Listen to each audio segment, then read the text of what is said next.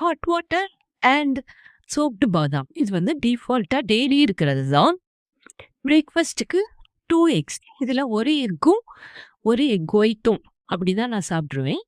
அதுக்கப்புறம் beetroot juice. இந்த ரெண்டுமே ஒரே டைமில் குடிக்கணும்னு இல்லை, வேறு வேறு டைமில் எடுக்கலாம்.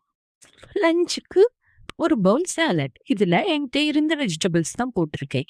சீசனிங்க்கு கொஞ்சம் curd, salt, pepper. You can also add lemon. அப்புறம் cauliflower sabzi, beetroot poriyal, 2 oil எதுவும் போடாத ரோட்டி. இந்த ரோட்டி தான் டெய்லி எடுக்கணும்னு இல்லை, ரைஸும் நீங்கள் எடுக்கலாம். ஆனால் எனக்கு ரைஸ் சாப்பிட்டா கொஞ்சம் கிரேவி அதிகமாக இருக்கும்போது ரைஸ் அதிகமாக ஆகிடும். ஈவினிங் ஸ்நாக்கு ஸ்வீட் கார்ன், கருவேப்பிலை, மோர். அப்புறம் நைட் டின்னருக்கு 2 millet dosa with chutney along with 1 apple.